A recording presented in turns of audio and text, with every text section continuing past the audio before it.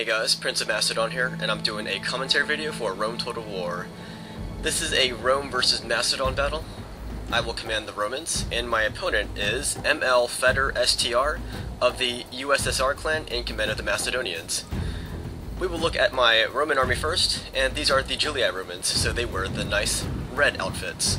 So I have 6 urban cohorts, 3 Praetorian cav units, 1 legionary cav unit, and 4 Roman archers.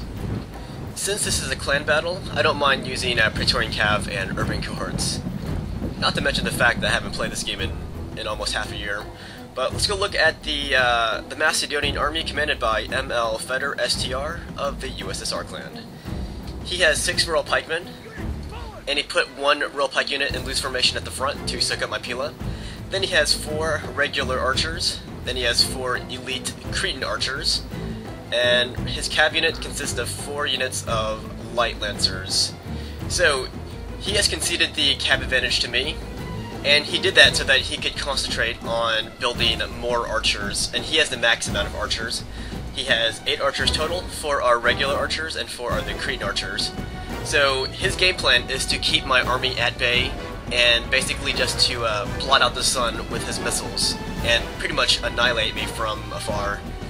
And my mission, should I choose to accept it, is to close the distance with his Macedonians and use the basic 1-2 punch on his royal pikes and light lancers. So I'm going to close the distance. So here come my urban cohorts rushing forward, and I told my urban cohorts that the first one there gets to go to the toga party.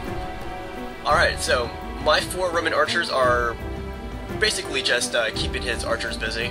I don't expect to win the missile fight. That's why I'm closing the distance.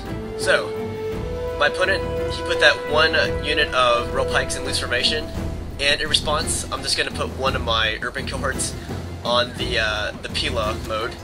That way I don't waste my pila on 1 royal pike unit. So there are his guys in loose formation. They got those big shields, and it's not going to help them against the urban cohort's pila menace. Not too much anyways. So once I expend my pila, I'm going to rush forward and smack into his royal pike line.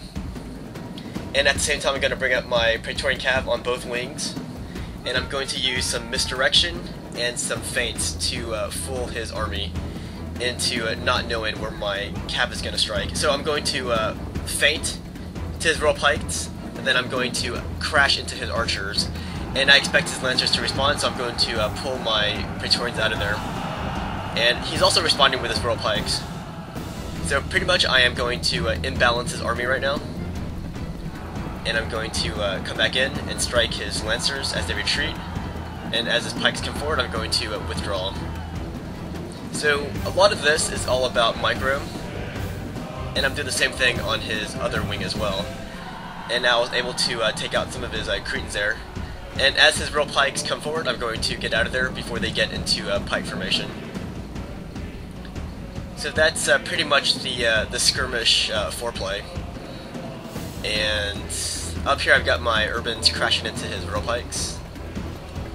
And I'm waiting for him to respond with the rest of his units, but he's not going to buy it. And I was hoping he would. But in any case, my urban cohorts were able to eat alive his first line of royal pikes. So I'm going to crash into his second line of royal pikes.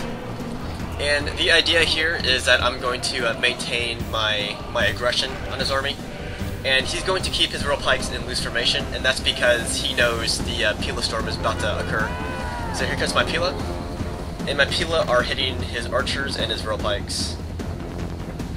So the melee fight is about to happen, and here my opponent is transferring the pikes from his left flank over to the center so that he can overlap my middle line of urban cohorts, but my guys were able to rout that unit of royal pikes, and now I sent in my Praetorian cav to mix it up with his army.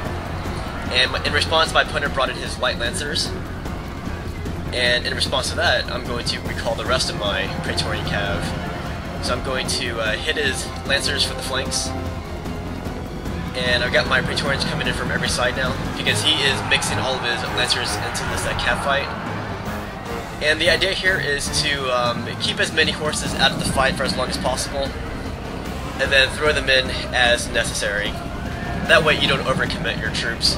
You want to maintain a reserve for as long as possible. Alright, so you can see here my opponent made a mistake.